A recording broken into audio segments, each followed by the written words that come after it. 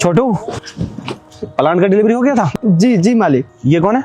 मेरी छोटी बहन है, बड़े साहब बुलाए थे। कहाँ पर है वो? पापा बुलाए थे? हाँ। पर पापा तो मार्केट चले गए। अच्छा, वो साहब मेरी छोटी बहन की ना शादी है 2 दिन बाद, तो साहब को जैसे ही पता चला था उन्होंने बोला कि अपनी बहन को लेकर आइयो, तो बस लेकर आया हूँ। चले, ये तो अच्छी बात है।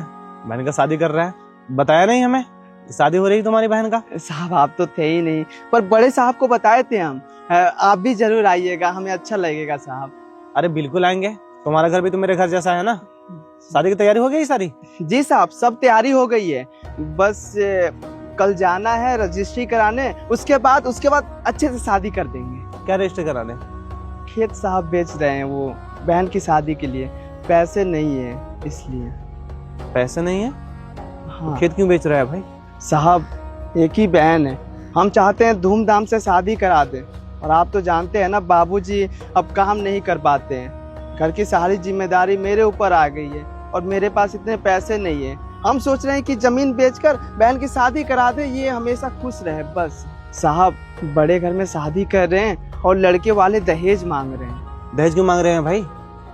लड़की जब अच्छी है, संबंध कर रहे हैं या सौदा कर रहे हैं, दहेज का क्या मतलब है? और तुम पैसे दे ही क्यों रहे हो? और खेत बेचने की क्या जरूरत है? शादी जब किया जाता है तो संबंध वाले से किया जाता है, जो सौदा करते हैं उनके घर में शादी नहीं करते हैं। अपने बहन को अगर खुश देखना चाहते हो तो उस घर में शादी करो जो इंसान पैसे ना ले। एक काम करो, लड़कों वाला का नंबर दो, मैं उससे बात करूंगा। नहीं साहब, आप ऐसा मत करिए, अगर उनको बुरा लगेगा तो शादी नहीं करेंगे, दिक्कत हो जाएगी साहब। रहने दीजिए, हम दे देते हैं ना दहेज, कम से कम हमारी बहन तो खुश रहेगी ना।